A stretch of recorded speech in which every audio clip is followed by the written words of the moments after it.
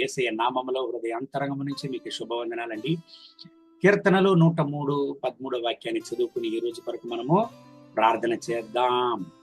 తండ్రి తన కుమారుల ఎడల జాలిపడునట్లు యెహోవా తన యందు భయభక్తులు గల వారి ఎడల జాలిపడును.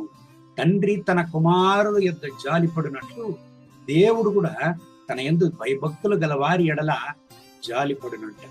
దేవుని బిడ్డలారా, దేవుని యందు భయభక్తులు అంటే ఏమండి? పాపానికి తొలగి దూరంగా ఉండి పరిశుద్ధతలో జీవించడమే, పరిశుద్ధ మార్గములో జీవితాన్ని కొనసాగించడమే. ఎస్, దేవుని యొక్క భయం.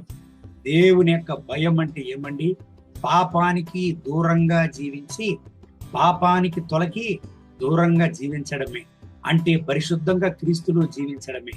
దేవుని బిడ్డలారా, ఆదికాండం 39:2 వాక్యాన్ని చదివినట్లయితే యోసేపుతో దేవుడు ఉన్నాడు కాబట్టి ఆయన సక్సెస్ఫుల్ మ్యాన్ గా ఉండాడంట.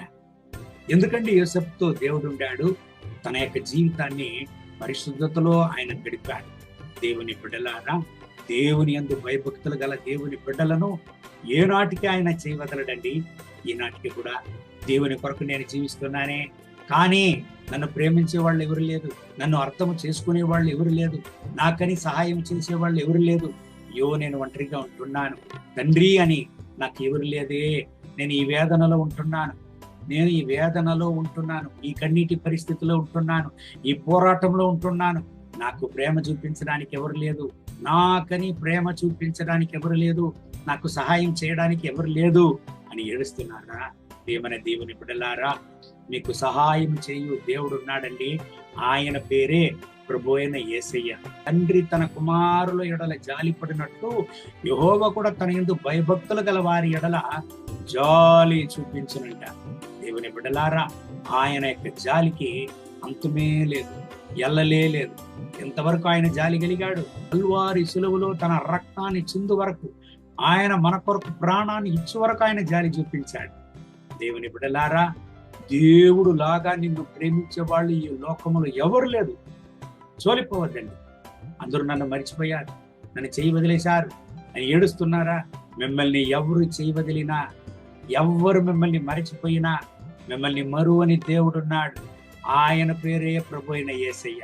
ఈ దేవుని వాగ్దానం బట్టి దేవుడు మిమ్మల్ని ఓదార్చి, మిమ్మల్ని ఆదరించి, సహాయం చేసి, ఆశీర్వదించి ఈ రోజంతా మిమ్మల్ని నడుపును గాక.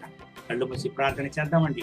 మహోన్నతమైన ప్రభువా, ఈ ఉదయకాల సమయంలో నా ప్రియమైన దేవుని బిడ్డల కొరకు ప్రార్థన చేస్తున్నాను. వీళ్ళని ఆశీర్వదించండి, వీళ్ళ కన్నీటిని తొడవండి, వీళ్ళ అవసరతలను సంధించండి, వీళ్ళ దుఃఖాన్ని సంతోషంగా మార్చండి, వీళ్ళ వేదనలను మార్చండి. రక్షక దేవా, మహోన్నతమైన ప్రభువా, మీ కృపా ప్రసన్నత వీళ్ళపైన దిగులుగాక నాయన. ఇప్పుడే ఒక అద్భుతాన్ని వీళ్ళ జీవితంలో చేయండి. వీళ్ళ హృదయ బాధలను, వీళ్ళ హృదయ వేదనలను, వీళ్ళ అవసరతలను ఎరిగిన దేవుడు మీరు. ఈ ఉదయకాల సమయంలో ఒక గొప్ప కార్యాన్ని వీళ్ళ జీవితంలో చేయండి. వీళ్ళ కన్నీటిని తొడవండి నాయనా. ఈ రోజంతా ఇప్పుడల్ని ఆశీర్వదించండి నాయనా. మహోన్నతమైన ప్రభువా, వీళ్ళ దుఃఖాన్ని సంతోషంగా మార్చండి. మీ బిడ్డలకు సహాయం చేయండి తండ్రి.